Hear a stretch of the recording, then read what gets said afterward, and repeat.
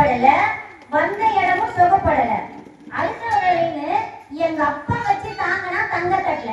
உங்க அப்பா வச்சு தாங்கினா தங்க தட்டல, அப்ப எப்படி உங்க பிறந்த இடம் சுகப்படாம இருக்கும்? என்ன பாட்டு அடிச்சு விடுறதுக்கு ஒரு அர்த்தம் வேணாமா? அதுக்கு இந்த செல்போனை குறை சொல்லாம யாருமே போக மாட்டாங்க படுது.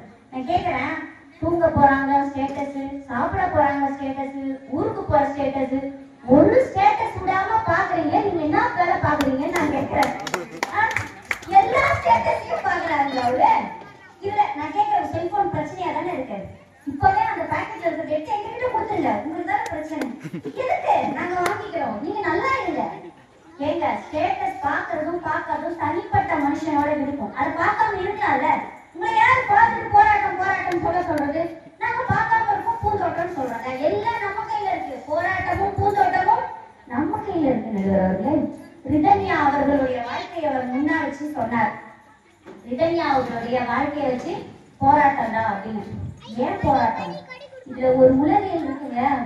உங்களை மாதிரி இருக்கிறவங்க போராட்ட மனப்பான்மை வச்சிருக்கிறாங்க பாருங்க. இன்னும் வேணும், இன்னும் வேணும், இன்னும் வேணும்னு பேராசை பிடிச்சவங்களால தான் இது நடந்துச்சு. வாழ்க்கையை ரசிச்சு வாழ்க்கையில இருக்கிற பூந்தோட்டம் காண்கின்ற மனப்பான்மை அந்த குடும்பத்துல இருக்கிறவங்களுக்கு இருந்துச்சுன்னா சத்தியமா இது நடக்காது. எல்லாரும் குடும்பத்துல இது நடக்குதா?